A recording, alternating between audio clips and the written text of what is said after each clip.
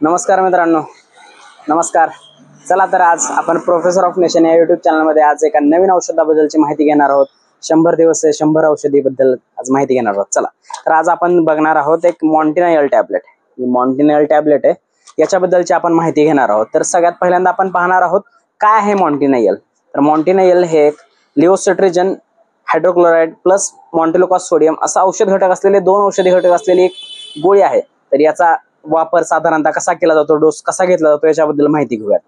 साधारणतः याची एक गोळी सकाळी आणि एक गोळी संध्याकाळी अशा डॉक्टरांनी सल्ल्यानुसार ह्या गोळ्या घेतल्या जातात. लिओसिट्रिजन आणि मॉन्टेलोकास वापरले कशासाठी जाते? शिंका, ॲलर्जी, घशात खवखवणे या विविध आजारांवरती ही गोळी वापरली जाते.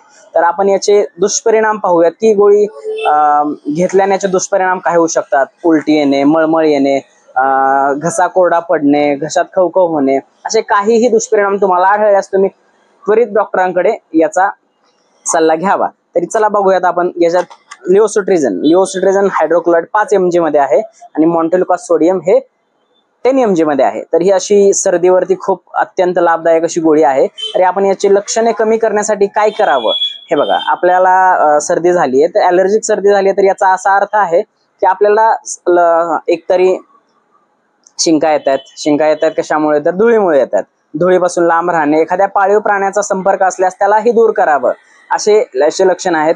तर आपण याचे सबस्टिट्यूट बघणार आहोत जेनेरिक मध्ये. हे बघा, जेनेरिक मध्ये मोनास टीएलसी या ब्रँड नेमने एम्प्युअर ब्रँड हा मोनास टीएलसी आहे.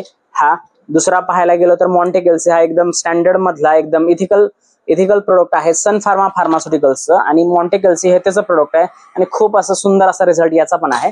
तर आपण तिसरं प्रोडक्ट बघणार आहोत लिओसेटियम हे हेटेरो हेल्थ केअरचं प्रोडक्ट आहे. आणि या सगळ्या तुम्हाला दाखवलेल्या 4 गोळ्यांमध्ये एकच औषध घटक आहे, ते म्हणजे लिओसिट्रिजन अँड मॉन्टेलोकास. आणि आज आपण इथपर्यंतच या लिओसिट्रिजन मॉन्टेलोकास बद्दल माहिती पाहणार आहोत. तर उद्याच्या व्हिडिओमध्ये आपण दुसऱ्या एखाद्या अॅनाल्जेसिक गोळीबद्दल औषधाबद्दलची माहिती घेणार आहोत.